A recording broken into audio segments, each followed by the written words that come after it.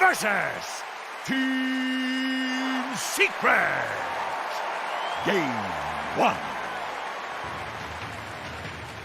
Welcome to the first draft of the day. It's T.Spirit versus T.Secret. We have an angel lineup here of Jenkins, BSJ, and Avo to analyze this draft. How are you, my gentlemen? Great. Fantastic. Great. Now we have a draft, but before we get into it, I want to ask for expectations from this game. BSJ. High tempo on both sides. That's what I'm looking for. Low cooldown, all run at you brawl. I think the only longest cooldown we'll see here is Tidehunter, potentially. That was Jenkins' courageous pick going into I believe Tidehunter will receive a pick or a ban, and if T.Secret don't ban it, it will be Spirit's first choice. Okay. What about because Mars? of Collapse? No. Yep, because of Collapse. It's their favorite guy. I know people like to see Collapse on something that's cooler, something Mars? that's more high skill, let's say. But it's been a classic for them throughout this tournament. They've kind of rested their hopes and dreams on the shoulders of this Tidehunter, and it's worked out for them. But so has the Mars, the Collapse Mars with the armlet, with the hitting the spears, no blink dagger. That looked really great as well. With viewers that have missed other days, haven't seen the grace of Tidehunter. BSJ, can you tell us why he's such a great hero? Team fight always comes into play at TI, and Tidehunter is just the easiest hero to execute. The Kraken Shell makes it almost impossible to burst you down. We're seeing specific lineups and specific combos that are crafted just to remove that. And yesterday we saw like a Silver Edge Tiny. We've seen that deal with it. We've seen Disruptors, Dooms. PA got picked exclusively for the Fan of Knives Ag Shard purchase that T.Spirit did. That was a way they bursted down the tide. Just a crucial hero in this meta that simplifies your game plan. And there's another hero that we've been seeing a lot, Magnus. Yeah, this is a great one. We've talked about it a lot. We've talked about it with Seb and all the pro players that have been here. And the biggest theory around Magnus is that during TI, team fighting is incredibly important. BKBs are incredibly important. Magnus is great at dealing with both of those things because of reverse polarity. But probably the biggest thing is the fact that if you have this kind of structured, you're standing on a high ground, you're just like playing with this formation, Magnus just breaks it. He just goes in there, tosses you up with his horn, and then skewers you 20,000 feet away. And it's like, good luck holding a formation when you're in the enemy fountain. That's true. We heard the counter to it is Yule Scepters as well as Force Staffs. That's the way, if you Force Staff or any forced movement on Mag, when he skewers, it will cancel the skewer effectively, and whoever's getting skewered will stop moving. So we have to keep an eye out for that as a way for T.Spirit to prevent what we saw happen to OG, where Sumail started sieging the tier 3s, and suddenly he's in the fountain. Ended up in the fountain. Yeah, that was rough. The cooldown is really like the big thing for me, where Mag is in and out and in and out. It's like, so you start off this chaotic fight by breaking the formation, and then because your formation is broken, it's like it gives the Magnus a second opportunity to skewer you into an even worse position because this chaotic fight has started, and Magnus just loves chaos. Here, T.Spirit goes for an emblematic combo, Io plus Mars. Purge made a whole segment about these combos, how strong it is, how they win lanes with this. And it's not going to be Jenkins' type, but it's going to actually be the Mars instead.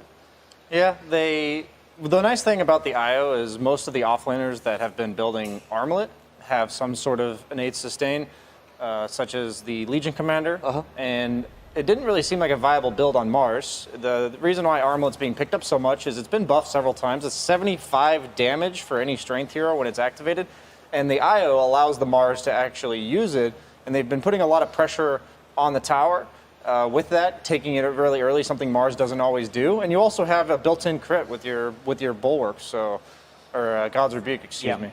And the like infinite sustain too with Mars. I remember like one of the best ways to win a lane on Mars, and the reason that like at least when he was first added to the game, people were like, this hero doesn't lose lanes, even to get something that's a lane dominator like Elder Titan, like Slark, like Ursa, these sorts of heroes that just punch you and lane dominate you.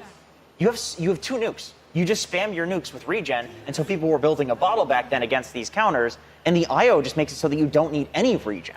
So you've got that combo in the laning stage. It also means the Mars has the mobility, so you can build into the armlet. You have the sustain, so you can build into the armlet. And what do you want with an IO? You want a hero that can set up a team fight somewhere for you on the other side of the map. So if they pick a carry with this, Mars can set up with his ult into Spear, and then Io can relocate the carry in, and all of a sudden you've got this huge disruptive team fight, which Io loves. Yeah, you were mentioning the Tide coming into this series, and the thing about Mars is the way Collapse adapted it is he kind of turns into a Tide. Like he doesn't rely on the blink, surprise, Yules, spears. He's more of a guy. I'm walk in. I dare you to go on me.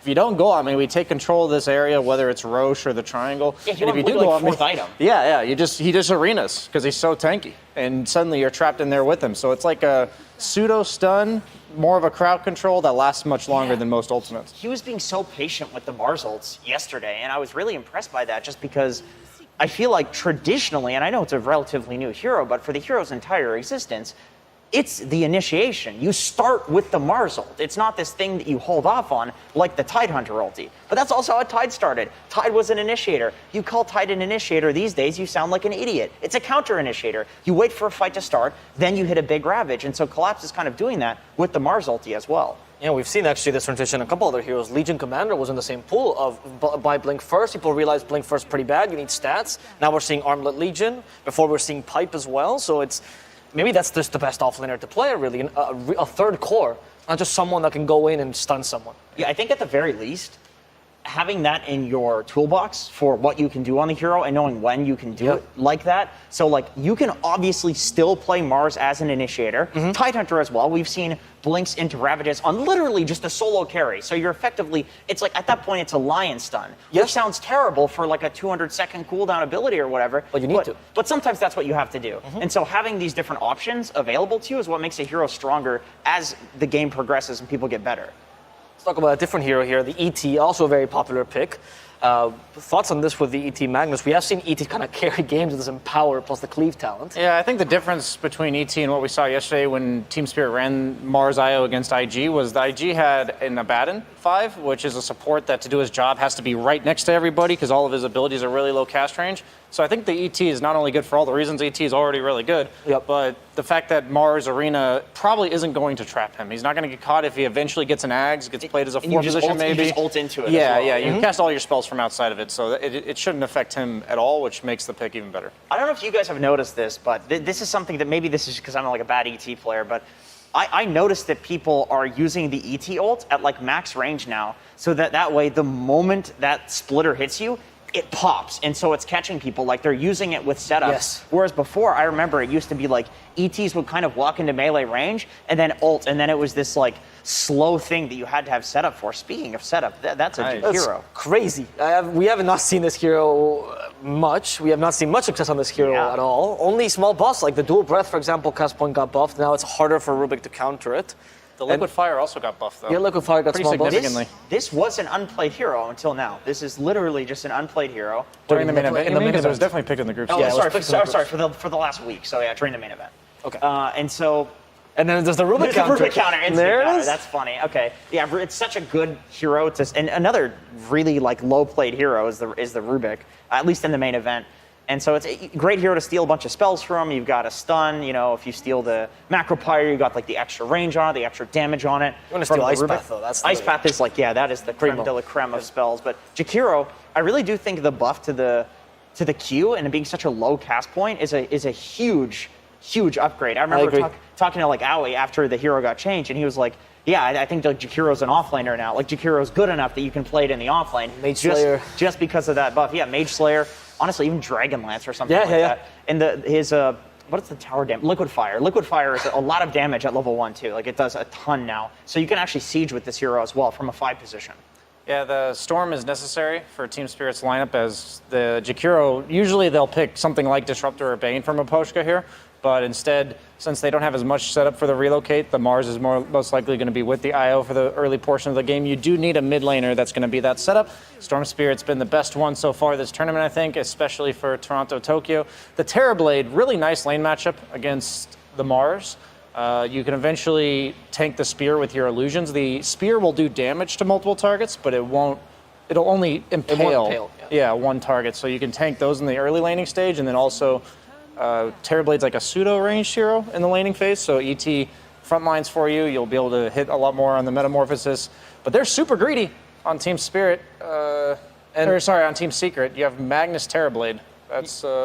That's a pretty weak mid game. Big damage though, huge late game damage, like borderline unbeatable just because of the Empower buff on top of the TB base damage. I actually don't mind the idea on Spirit of sending the Jakiro against the ET-TB lane. I feel like that would do extremely well. It's weird because it breaks up the Io-Mars combination, but an ET is never going to run at you if he has a Jakiro slow on him. And the Terrorblade, this is a hero that has really high armor and also wants to right-click you, so you've got the attack slow with the Jakiro spell, as well as tons of magic damage, right? So maybe they'll do that, but we've fought that before with some IO combination, and then teams just don't like to break up the IO from whatever the pairing is, whether it's Slaughter or Mars. Spirit especially. I want to point out, though, that this is a TB that's picked into a Storm and a Jakiro, so a fair amount of magical damage in that mid-game. Not too difficult to burst him down, and this could play into BSJ's point about it being quite greedy. There's going to be a power spike for Team Spirit that's kind of hard to deal with for Secret right now. Yeah, I'm wondering about their carry matchup, because Terrorblade ET covers a lot of heroes. Usually you want like a melee strength hero that buys armor against ET because he only removes base armor, but then those heroes like Sven are pretty bad versus the Terrorblade in a 1v1. Really? Because, Yeah. some teams had the theory months ago that was the Sven was actually the That was the patch that Sven was like that's true. completely busted as well. Ursa's banned, Monkey King's banned, I'm leaning towards, Tiny's like, banned. Troll looks like the best hero for me from Team Spirit that's left. Troll Jakiro sounds insanely strong against like literally anything you can put in That's the true. offlane. Like you would basically need a Purge hero, but it's Team Secret's pick, so that's not, you're not going to get that unless you're preempting the Troll. They might go for the Quap. Oh no, they banned the Quap. How about Lina? Something to lane dominate the Storm? Death Yeah, Prophet? that makes sense. Oh, Void okay, Spirit. of course. So they go for like the game counter then. Like does fine in the lane because you just nuke it out, and then the game counter is that you have the Yule Scepter to catch the Storm. And there's going to be a Spectre then. It does fulfill a couple of the things you're talking about. Not the most agi carry per se. The armor is not what makes Spectre strong. She still has her passives. And even though her core to core against TB is bad, she can avoid him in fights. They That's the also goal. have a lot of jump and magic burst on the side of Team Spirit, and it wasn't. If it's not quite enough to bring down a Terrorblade, suddenly he's going to get that Sunder, turn the entire fight. The Spectre offers that little bit of extra damage with the Ags that now cast the dagger, so it's an extra 300 damage coming in from the Spectre. They rely completely on map control in Team Spirit, and it's going to come down to Collapse because Storm, Spectre, super greedy in the laning stage, and we saw yesterday that Collapse was able to get them through that early to mid game, so that's the hero I'm looking out for here. Yeah, I agree. I think Spirit wants to make sure that they're shutting down the Terrorblade because they have good ways of mitigating the Terrorblade and not taking damage from him, like the Mars Bulwark, for example. But they don't have great ways of killing him once he gets like the Satanic Scotty sort of thing. So like once he has those items, I could see Team Secret completely popping off. But Team Spirit wants to pop off in the laning stage and with the rotations around the map, as opposed to just like in team fights. So there's going to be a small window opportunity for Spirit to be able to pop off and destroy Secret before they can get on. Definitely, and Secret just wants to farm their own It's side of the like map. 25 to 40 minutes is all Spirit, and I think as you go on from there, Team Secret will take it. I don't even need to send it to you for the last word. Now I got it already for But free. there you go, easy. That's incredible. All right, so what can Secret do to prevent this early pop-off? What's their best bet? I really do think it's holding their tier 1 towers. You got Mag, you got Terrorblade. You just need space on the map to farm. But we saw the Collapse Armlet Mars. We have the Jakiro coming into play. I think if you can pick on Toronto, Tokyo, and perhaps Yatoro, it'll make them have to commit resources on the side of Team Spirit in order to protect them rather than be on the aggressive. And I think that's the best way they can do it. A lot's riding on Nisha because he's like the only active hero in the early game. Even the supports are not so active. They're good +1s. Like they're good at running at places with Nisha, but Nisha is like the absolute baseline for everything Team Secret wants to do. And now we're going to send it not to the last word, but it is going to be to Silent regardless, as Sir Action Slacks is standing there with Team Spirit's coach. Tell us about their draft. Thank you so much. Sir, Rubik picked up on the other team. What a YapSource favorite, a traditional counter to Jakiro. Do you feel like you've done a good enough job preventing him from winning? I'm not sure. Anyway, I'm still satisfied with our draft, and I think we can play this game. Were you surprised that they let Collapse the Giga Chad get his favorite Mars? Oh, I think it's a passive from Popeye, he always can give you your best hero and trying to counter him. Sometimes his passive procs and he wins, maybe not. Well, maybe. We'll see, my friend. Best of luck in game 1, and we'll jump right into it with Cinderin and Sunsfan. Thank you very much. Slack, Secret versus Team Spirit, game 1 of this lower bracket finals of Ti10. Cinderin, welcome. Surprised to see you here. Yeah, just as surprised to see you here, if not more. But here we are. Thank you. Yeah, this will be a great series, of course. So much on the line here for both teams, and I think, you know, we like to talk a little bit about the mental game in situations like this. I think for Team Spirit, you've kind of exceeded expectations. Teams like those are really dangerous in this position because Team Spirit kind of, in a way, have nothing to lose, right?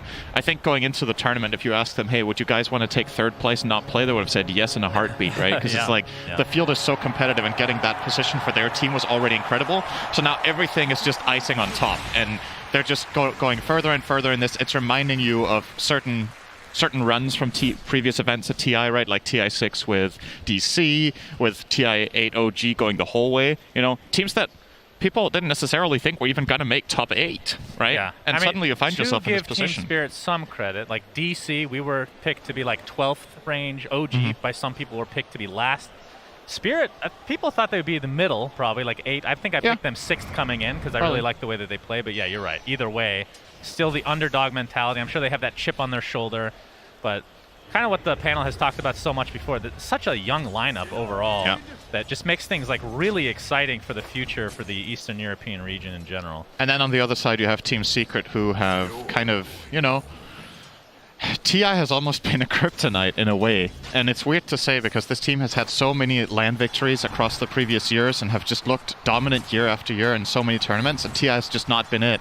Yeah. And I think, I'm trying to remember, I think at TI6 they got 13 to 16, and then they've like taken one step up the ladder every year, and now it looks like finally it could be within reach, and that can be both, you know, can both put some pressure on you that you feel so close, and at the same time probably also a bit of relief that finally this year for Puppey things are just clicking with the squad.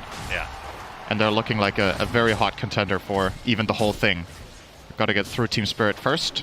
And Absolutely. Spirit, like they talked about, have some of their trademark heroes here. We've got Collapse on the Mars. I believe I saw a stat the other day from the Haas on Twitter that Collapse was 6-2 with Mars, and every other player at TI combined was 7-25 outside of him. It so doesn't surprise me. We've that's talked about pretty how incredible. This hero has just fallen off so much since the Animajor, except for Team Spirit. I don't know what he does. I mean, buys the armlet. Well, right now he dies. From Matu in that disgusting form of his, and the right clicks from Puppey. It looks like it's going to be a nut. So first blood goes the way of Team Secret. Well, taking full advantage of hitting level 2 first here with the ET and Terrorblade combination, getting the reflection as well as Metamorphosis running. And they will take that. It's a nice start for Puppey. In the mid lane, Nisha is going up against Toronto Tokyo, Void Spirit against Storm. I think this is a pretty even lane. Nisha is doing for Nisha, though. Nisha's been looking incredible in lane. He was also doing great against Nothing to Say in the series yesterday in the upper bracket, the upper bracket finals. I think in many ways, maybe together with Somnus, I think perhaps the standout just 1v1 mid laner of the tournament. Somnus obviously running some incredible stats, but unfortunately their team did not place very well. Yeah. And then finally top lane Zai and Yapsor. This is a classic lane for Secret to play, the Rubik +1, where both heroes have some sort of wave clear. A lot of the time what they're going to do is just push in the wave with Shockwave as well as Fate Bolt, so that they can try to pull hard camp and prevent the enemy team from pulling small. Obviously both camps have been blocked this far. But Miposhka this time is going to leave the big... Wait. Oh, it's still inside the camp. Okay, it looked like it wasn't, but it's not going to spawn either. Well, how about the lineups as a whole? Because Team Secret, they have a lot of team fight. Obviously, the RP, the Earth Splitter, they have a good Roche. Well, not to kill it as fast as some other lineups that we've seen, but good counter Roche potential at the very least with a lot of these heroes. Yeah, neither team is very good at killing it. Yeah, their lineup is more teamfight centric, whereas I would say Spirit's lineup can do it to an extent with Arena and Jakiro as well as Haunt, but their lineup really thrives on more skirmish style play, on splitting the map and then finding picks, because they do have Relocate, Haunt as well as Storm. It doesn't get much more global than this. Bottom lane. Yep, telekinesis into the skewer, back into the fray for the tier 1 tower. Miposhka taking heavy damage. Shockwave keeps him at bay again. Yapsor and Zai not able to get a kill there, but you can see that Matu actually finishes off Collapse again. It's going to be a trade, though. They actually kill each other, technically speaking. Collapse got the kill first, so I think he's going to be pretty happy with this. Yeah, wow. Okay. Getting some more experience, but Matsu is a full level ahead of him as it stands right now, and Puppey as well as Mira have the same experience, so basically a full level advantage for Team Secret in that bottom lane. one of the worst starts I think we've seen in a while for Collapse on that Mars. Yeah. So, gotta be slightly concerning for him. Keep in mind this matchup in the lane, by the way, the Mars against Terrorblade, it's pretty interesting because Mars, you know, you have one magic damage component in the spear, but everything else you have is physical, and Terrorblade has so much armor. So, can definitely stand his ground a lot of the time and fight, and Puppey is just, you know, being a bully as well.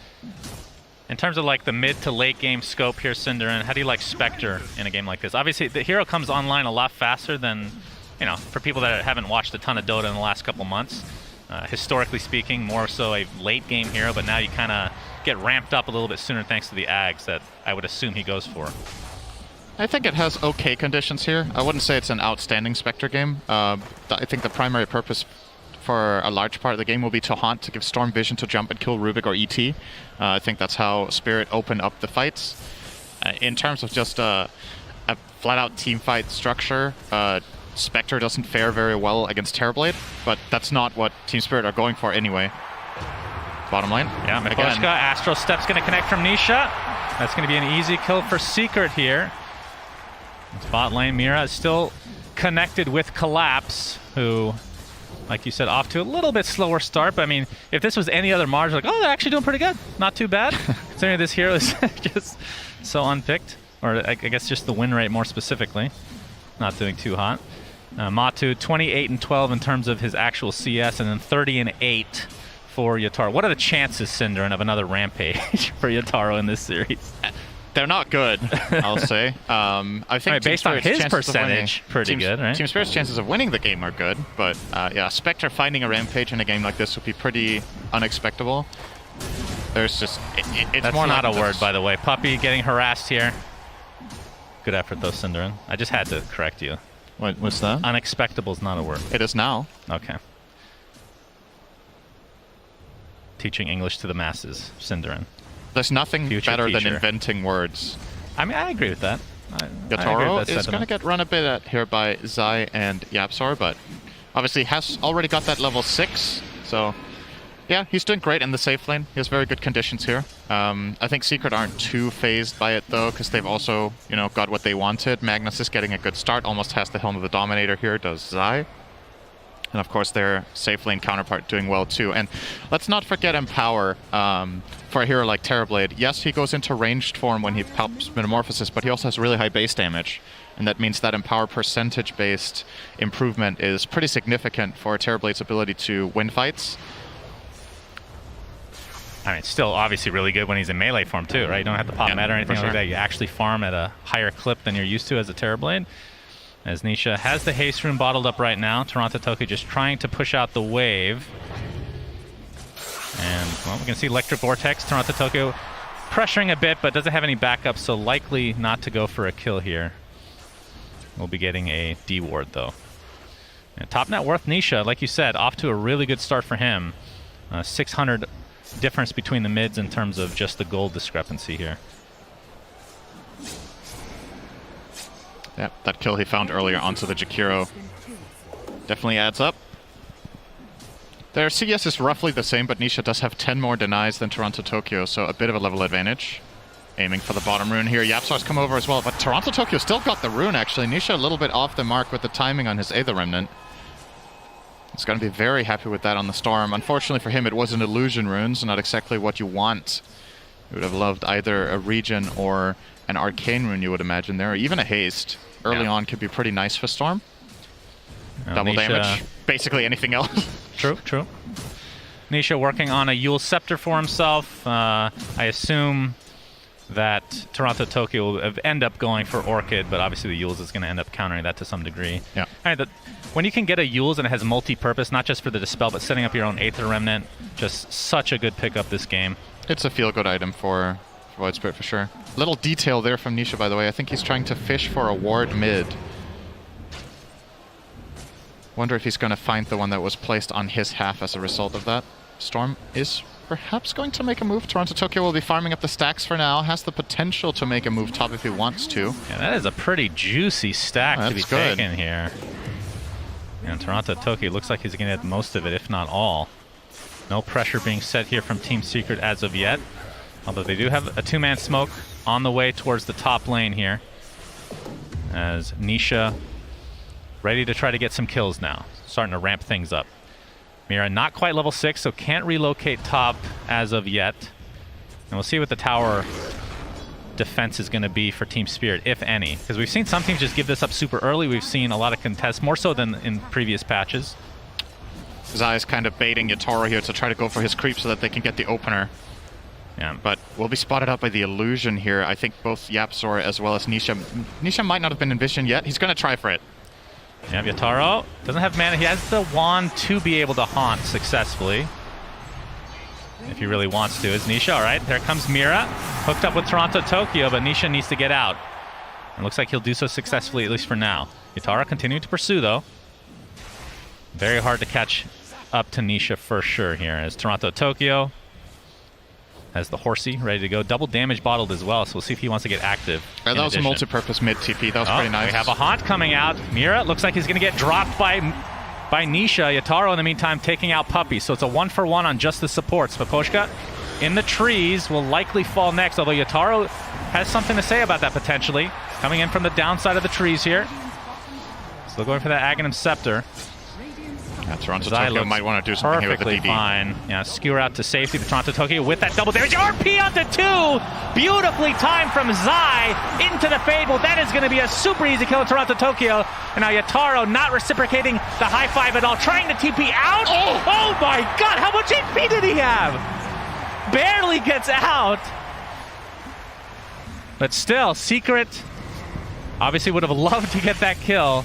Either way, we'll get the Storm Spirit and probably the Tier 1 tower to boot. Great play from Zai, though. I don't think Toronto Tokyo was expecting that RP to come in instantaneously like that, but that just sets things up. You had YapzOr sitting out in the tree line on the left for the extra damage from Fade Bolt, and this is something that Secret have played 100,000 times. The Rubik 4. You can always count on YapzOr to be involved at the right place, the right time. And this is going to put Secret in a very good position right now. 2k gold lead. And effectively not allowing Team Spirit to do what their lineup likes to do at this point in time in the game, right? Like, you ideally want to find some sort of opening with the Storm and then haunt onto it and find these picks, but Secret were kind of dictating the pace. So Storm TP'd mid to defend the tower and take the DD rune. Okay, Zai. He's going to skewer to safety for now. As Nisha coming from the backside. Looks like they're just going to focus on Maposhka to start things out. Going to be a relatively easy one for Secret to clean up. Mira attempting to TP out. Will not be able to do so. Toronto Tokyo on the run with very little mana to speak of. So 2-0 here for Secret. But Toronto Tokyo at the very least gets a regen for his troubles. And Collapse, as we can see, has his armlet in toast, and just buys armlet on every single hero, it feels like. And on every single Mars. Every single No, he buys it. Oh, that was you that bought on Storm Spirit. My bad, buddy. Hey, that was ARDM. Yeah, true. I started building a Midas, and I was like, wait, this game is way too short for Midas. What can I use my Gloves of Haste for? Yeah. That Good was choice. a mistake. I should have just bought Dagon like everyone else. Tryhards in a show match. Well, whatever. Yeah, Dagon tryhard, no doubt. It's very good in ARDM in a show match, I'm believe told. it or not. All right, Yatoro At least has I didn't the buy Falcon BKB Blade. like solo. Okay, let's move on. That's true. That was pretty bad manners for sure. As Collapse in the mid lane now. And working toward... I mean, he went for Blink Dagger pretty late, I want to say in the last series, but prioritizing a little bit earlier than what we're used to seeing on him. But still quite a ways away from finishing it, so... But once they get that, they'll have their initiation in addition to the Haunt and Zip-In from Storm. 1,500 gold is quite a long time in a game like this, though. Yeah. Secret doing such a good job at just pushing out the waves and controlling the flow of the game. Both Matu and Nisha are top net worths. Obviously, the Terrorblade has been largely uncontested, primarily because of, first of all the action in the top half of the map, but also he pushed that mid tower earlier with himself in Metamorphosis form, forced Storm to TP there to defend that tower and take the DD rune, and then he backed off and farmed, and eventually that led to Secret winning the fight top because Storm couldn't connect, and that in turn builds up more space for himself later to just be greedy in the jungle. So, like, just kind of a domino effect that he started himself with a push in mid can make a huge difference. Nice cure from Zai. They're just barely getting out. Oh, the Zip is stolen from YapzOr. Very annoying to deal with as a Storm Spirit. Nisha, he's going to get initiated by Toronto Tokyo, though. Here comes Zai to try to help out. RP is being faked out here. Toronto Tokyo basically uses most of his mana to try to zip away there. ends up being somewhat of a stalemate here, but Team Secret still with a pretty decent lead at the 14.5-minute mark. Yeah, it genuinely just feels like Spirit really wants to kill someone, and they just can't. The heroes that are being offered up to them, they don't have the most damage in their lineup if they don't all connect together. Yeah. And Secret are very tight-knit when it comes to these team moves that they're making. There's always the protection of the Rubik, of the ET, of the Mag. And it's only going to get easier for them when Zai approaches his Blink Dagger very soon, so looking very good for them. Interestingly, for Spirit, top net worth actually currently the Mars, but that might change might be now. in some trouble here. Telekinesis in the midst of all this chaos. He's trying to run away, but Matu is able to get credit for that kill and the tier 1 tower as well. So Team Secret off to quite the good start here. And like you said, Zai not too far away from Blink Dagger. Collapse still like 1,200 away from finishing his. And I feel like the Blink Dagger on Collapse plus the Ags on Yatoro are the two big, like, that's the power spike that you're probably going to try to get a little bit more aggressive from Team Spirit's perspective. For sure. My concern for them right now is we've seen a similar strategy to this being run by IG earlier in the tournament. I don't remember who was on the receiving end of a game where they absolutely stomped, but I don't know how well this Dire strategy is going to fare from this far behind. Like, if you're basing your strategy off finding these picks and playing quick, and you have 2 kills after 16 minutes, what could eventually end up happening is that Secret just find their item timings, group up, take Rosh, and then push high ground, and you don't get to play that separation fight whatsoever. Storm Spirit looking for the bottom rune. Will not get it. It was a regen top for Nisha, so losing the flip there. Let me ask you this question. Who do you think there's more pressure on, team-wise? Secret. Secret have all these high expectations. They have a lot of veteran players. Team Spirit's just like kind of YOLOing it to some degree. That's kind of how the DC mentality was at Ti6, so I can definitely relate to some degree. I think that's a good thing for Spirit. Like, that they can just, you know, they can play free. Like we talked about earlier, they've exceeded expectations already, so now, you know, everything is just a bonus and they're just enjoying the ride and playing amazingly good Dota for the last couple of days of the main event here. And I feel like the thing about this game for them is they have not had this bad of a start in a single game at the main stage, I think. So you gotta try to find some sort of recovery path. When your team has been used to just having the momentum in all of these games, you're like doing great, you're feeling yourselves, you're making moves, they're just working, and now you're hitting like a brick wall basically 17 minutes in. And here's the play from Secret we were talking about, right? Just group up and take Rosh. Like, what are Team Spirit really going to do about this? Nothing, it seems. They probably know it's happening, but aren't interested. I mean, this is a pretty slow Rosh based on what some of the Roshes we've seen at this tournament. But regardless, Secret will get it successfully, so that is an Aegis for Matu, who's closing in on, I believe, his Scotty here pretty soon. Yeah. Just a point booster away, essentially. I think they might go high ground with that, no joke. If he gets Scotty and they just go push top, perhaps they can look to end the game. They don't have to, obviously. It's not a requirement for their lineup, but they do hit a very, very strong timing soon. Zai with the dagger complete. Maybe you wait for the Ags on Void Spirit, but that might not overlap with your Aegis timer anymore then, because he's like 2,000 away. We'll see what the choice is for Secret, but for now, still just very calm. Push Nisha. Haste goes to Toronto, Tokyo. He does have the Kaya Sanj, so... Okay. And they do have the Blink on Collapse, and they have the Ags on Yatara. So they want to do something here for sure, and there's the smoke. Maybe they'll try to find Matsu. He will have the Aegis, though. And a Zai Magnus covering on the respawn. Yep, wrapping around the Rosh pit. Looks like Zai might be the first one they run into. We're not going to do more Christmas songs here. Zai able to blink out to safety, along with the rest of his team. They're zipping from Toronto Tokyo. He's basically out of mana. Now Zai gets the skewer off, but it's on an illusion. In the meantime, a push gets picked off. There's the big arena coming through with the Earth Splitter to follow Matu. Trying to go on top of Collapse. They'll finally bring him down. The buyback down to the Jakiro. He's going to TP into the outpost. Matu still has that Aegis online. Looks like they're finally going to expend it here pretty soon. Toronto Tokyo might be happy with that engagement as Nisha. Looks like he's going to walk away safely. Matu still has that, or use that Aegis. I mean, not Nisha in the meantime. Looks like they'll pick off Yataro. That is a really big kill, just away from his entire team here. I thought they were going to try to go for the Aegis and then just back off, but couldn't cleanly do so. Yeah, they couldn't get Spectre out of that trouble in the mid lane, and yeah, effectively what Yatoro ended up doing there was keep the Rubik and Elder Titan at bay for most of the fight, right? But Oh, Toronto Tokyo. Straight in on Nisha. There's a good spear. Nice spear from Collapse. Can they actually bring out Nisha? He gets off the Dissimulate. Nisha, another Aether Remnant, buying him some time, but Toronto Tokyo is going to get Yules immediately, and basically out of mana to speak of. And Nisha, Astral Step now for another 4 seconds, actually trying to get aggressive here.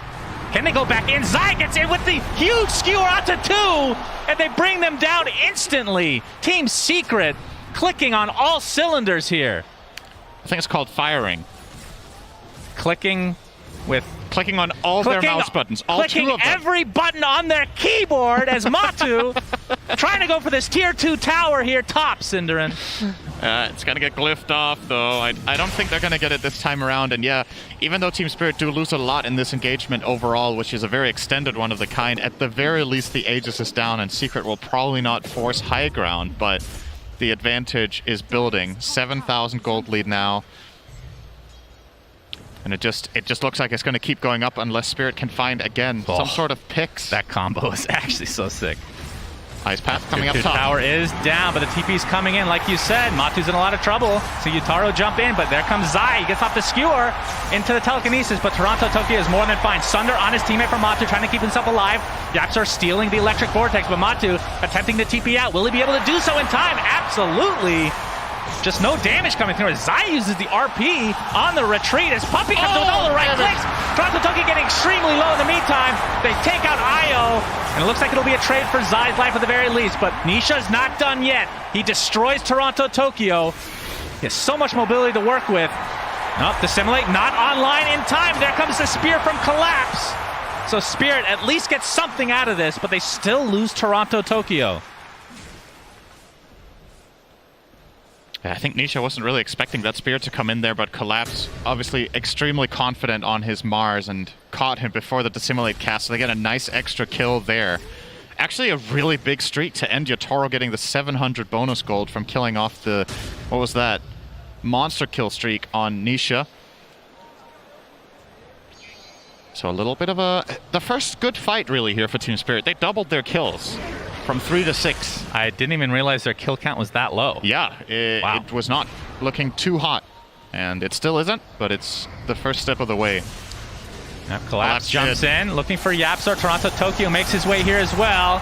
They should be able to pick him off. It takes a little bit more effort than you would think, though, as Matu pops that meta, going on top of Mira now. Toronto Tokyo picks up the rune, but Mira not able to be saved here. Mapushka, that is the pig pulse Cinder, and I don't think it's going to save him this time.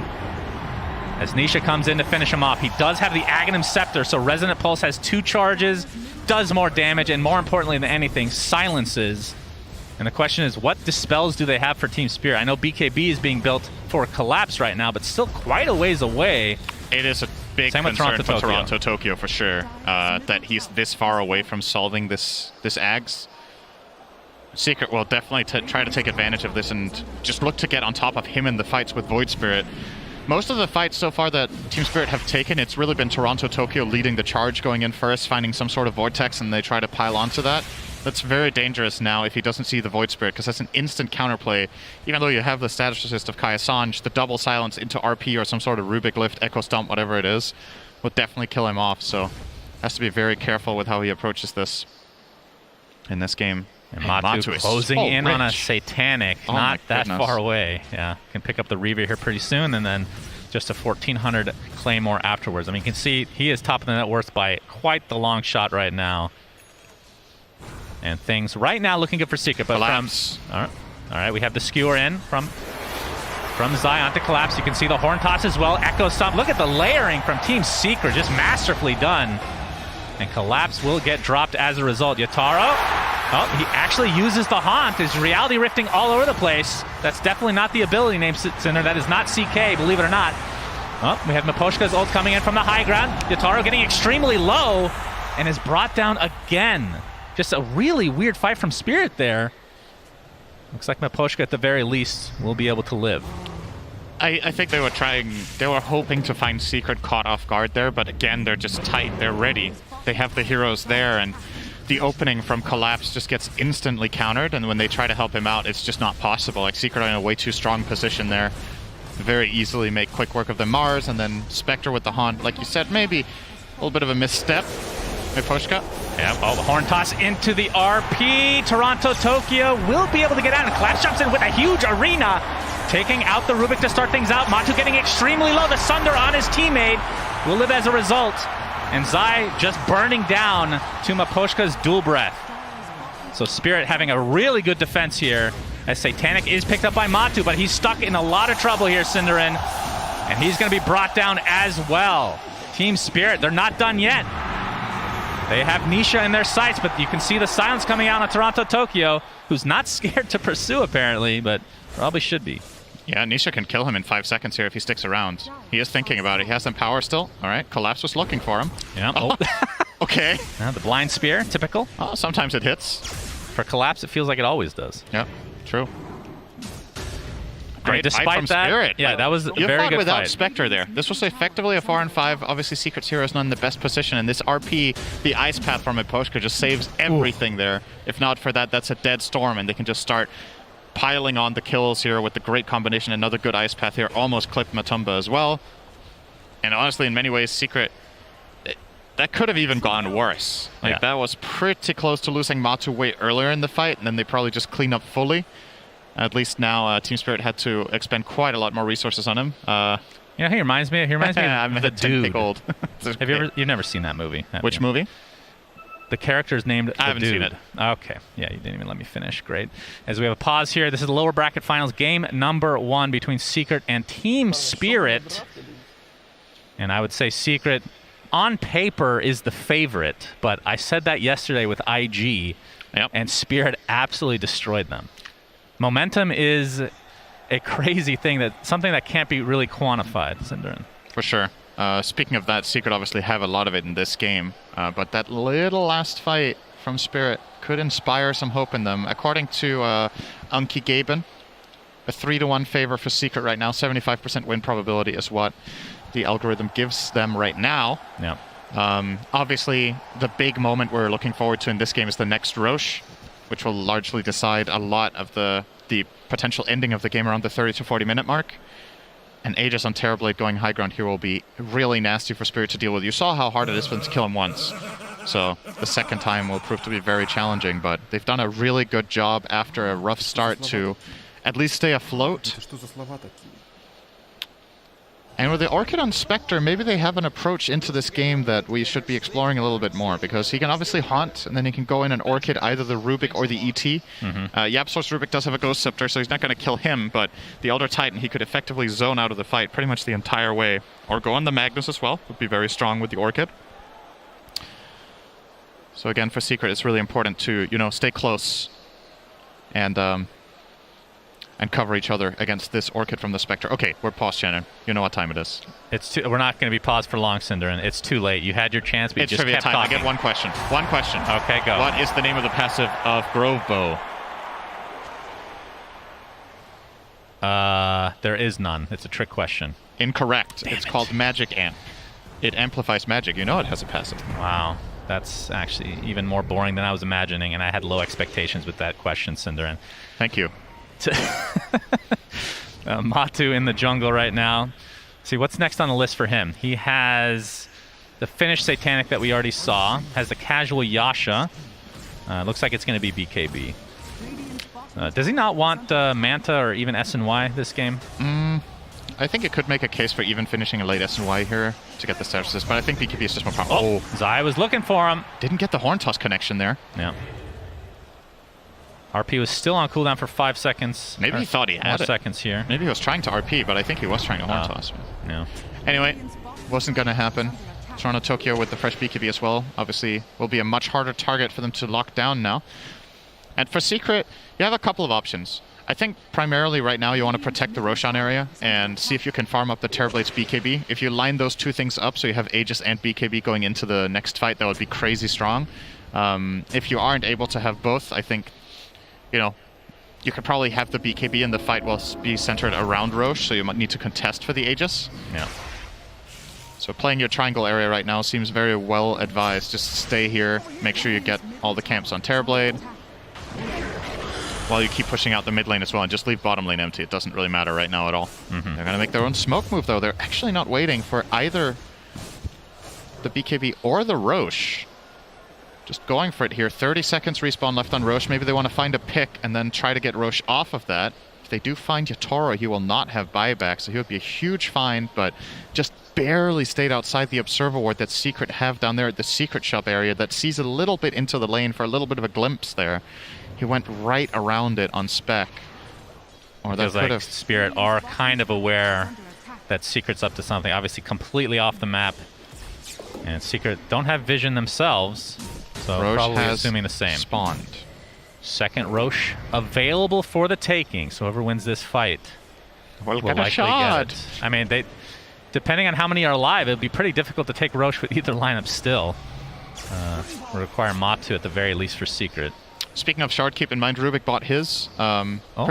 Pretty key item here, I think, to reposition people out of arena. When you get telekinesis, you get height. And if you have height, you can exit the arena, right? So that's why Slark can pounce out of it, for example, or Mirana can leap. Yeah. So I believe now any hero on Secret's lineup will be able to exit as long as they are pinned to the wall. YapzOr can toss them out, and that is a huge amount of damage mitigation technically for any hero in his team. So really cool, creative approach to this. We don't usually see him buy shard in this spot. YapzOr will generally buy, you know, bigger items. Yeah, I'm very interested to see how that works. We don't get to see that often at all in pro matches. Well, Toronto Tokyo offering himself up a little bit here, but will back off. And you can very tell the tense tension here. Oh, Secret are just staying grouped up as 5 the whole time. And here comes the key item. Matu will be completing the Black King Bar. It's flying out. He sold his wand for this, obviously doesn't need the slot anymore, and they will use this BKB to try to claim Roche. He is so insanely far ahead of everyone else in this game on that Terrorblade right now. Yeah. Paladin 5K. Sword will go to the bank. All right. Keeps the Titan Sliver. No surprise there for Terrorblade. Indeed.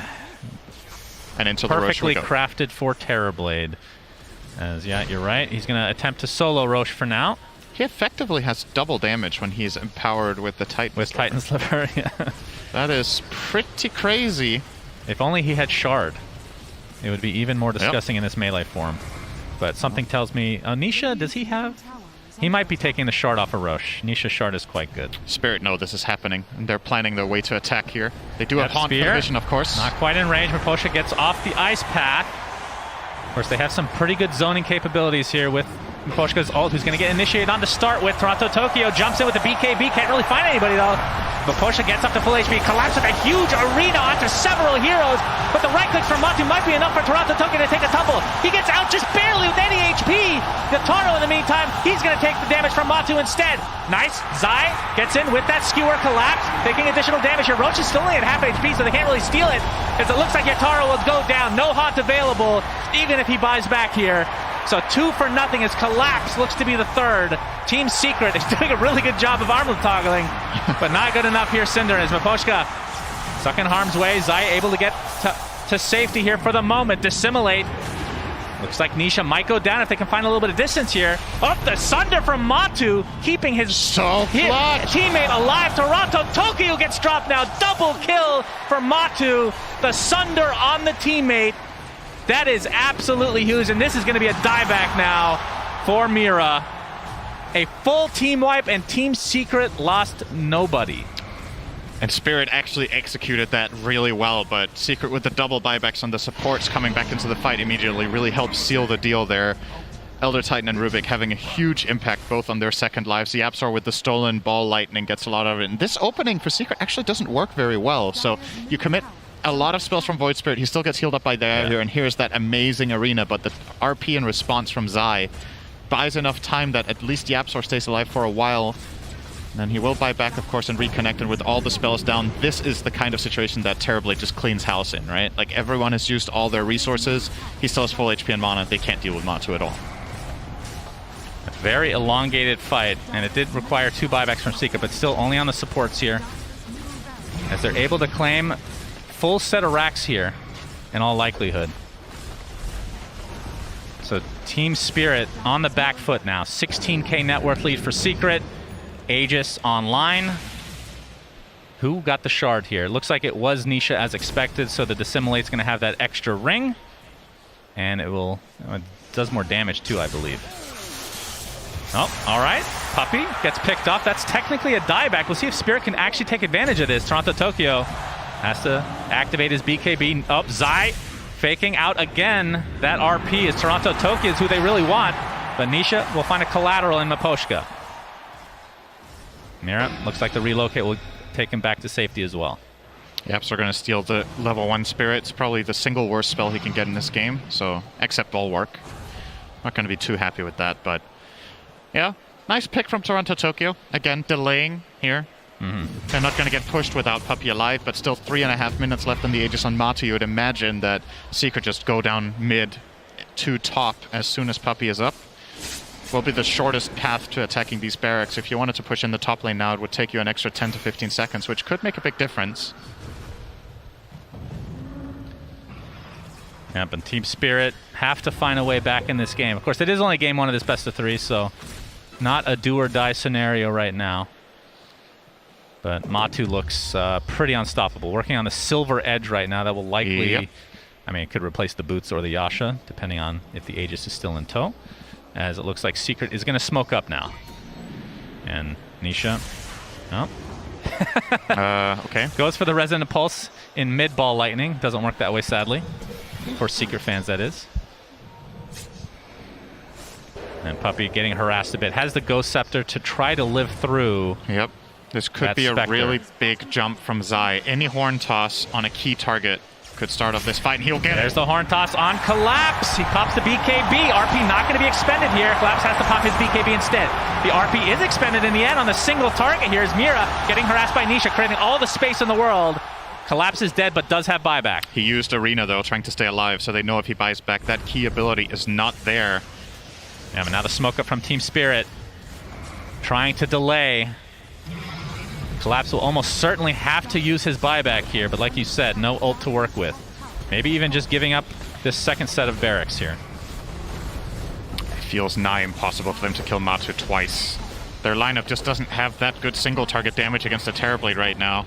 Yeah, meta is almost down though. We'll see if Team Secret want to bide their time here. Still a minute and a half on the Aegis, but that's not really going to align really well for another meta afterwards. And obviously couldn't even go for Megas to begin with because that tier 2 bot still stands. Nisha is actually going for a Dagon. So going for the blow-up build. Has the Eon disc, so can survive if he goes... I mean, I've been seeing Nisha do this a lot where everybody goes in with, like Zai jumps in, for example, picks one person off, brings them back into the fray, and then Nisha goes in the front line and just goes for the supports and makes sure that creating all this havoc that they can't even do anything about. I think that's one of the biggest strengths of this hero in general, is just control, right? Like we talk a lot about Void Spirit's ability to kill single targets with all the damage from Astral Step and the Resonant Pulse and the whole combo, but in a lot of situations, if you're in a game where you don't need to specifically kill heroes all the time, the zone control from this hero is incredible. You create so much chaos, the AoE silence, he has the Yules that he can now start potentially using offensively because he has Disc. Yeah. It just makes things so easy for the Magnus and Terrorblade to set up kills in the meantime while he just controls basically the entire enemy team. So kind of a big deal if there ends up being a fight in the next 3 minutes, but Courier was just killed for Toronto Tokyo, and that had the point booster on it. Yeah. And he has enough to finish the Ags, but obviously cannot combine it. So, I mean, that is a game-breaking spell to not have, or upgrade, I should say, with the Electric Vortex AoE. And Secret should have some idea that that is the case here, as Matu pretty much ready to go here. Meta is up in 10 seconds. Looks like he's going to be working on, I don't know if they're going to get to this point, but consuming an Ags of his own to get that extra meta time and the Fear addition. But yeah, 2 racks advantage for Secret, and they are looking very, very good in this game number 1. Yep. Can choose to stall for the next Roche. Early respawn is in 2 minutes, but they've scanned out Yatoro. If Nisha finds him here... Oh, Nisha. Oh, they're in the area. Gets off the Spectral Dagger, though. They're going to see him. The Yules into the Aether Remnant to follow. He gets off the haunt, though. Realitying all over the place. Gets silenced for the time being. Silenced the second time. Zai not able to connect on the Skewer. As Collapse even pops a BKB. Matu Gets off his meta in the meantime. They're trying to go for the Spectre. The break is there from that Silver Edge. And Nisha not going to be able to connect on a kill here, but they do make Spirit use a lot of resources to try to defend here. There's the horn toss. Miposhka is going to get dropped immediately. Toronto Tokyo pops the BKB. Just has no damage to work with now. And this turns into a 5v4 as Matu just hitting the buildings. Going and for the Secret Mega still Freeze. have all their spells except Elder Titan ulti, so the RP is still in play. Zai as well as Nisha's discs are used now, but they're gonna get megas off this. Spirit just aren't ready to fight. So mega defense attempt here from Team Spirit. Oh, the horn toss from Zai. And I would assume the RP to follow here pretty shortly. Looks like they'll have enough damage. Yataro gets off the Manta for now. Looks like he's gonna live for a little bit longer. The Yules from Nisha in the meantime. But the Fade Bolt on the other side takes out Yataro. And it looks like this is going to be a Game 1 victory for Secret here, Cinderin, as they are looking extremely warmed up in this game number 1. Yeah, this game has just not really been close except 1 or 2 fights where Spirit lined up everything perfectly. And YapzOr now finally gets the dream steal of the game. I don't know if this is the first time in the game he's had it. It kind of feels like it, but has that level 4 Ice Path with maxed out Arcane Supremacy, effectively turning this into, what's that, over a 3-second stun. Instant cast. Tokyo showing off the axe, but the instant telekinesis. Oh, they're doing a lot of damage to Zai. Looks like he's going to be dropped down in the end, but Secret getting the better of this exchange as Matu pops the BKB, just going absolute ham on Collapse. There's the Ice Path again. GG's is called, Cinderin. Secret take Game 1 in convincing fashion. Yeah, they did, especially what really set up for this huge lead for Secret, just the way the first 5 minutes went, right? Or the first 10 minutes. They're doing great in their lanes. Spirit, when they do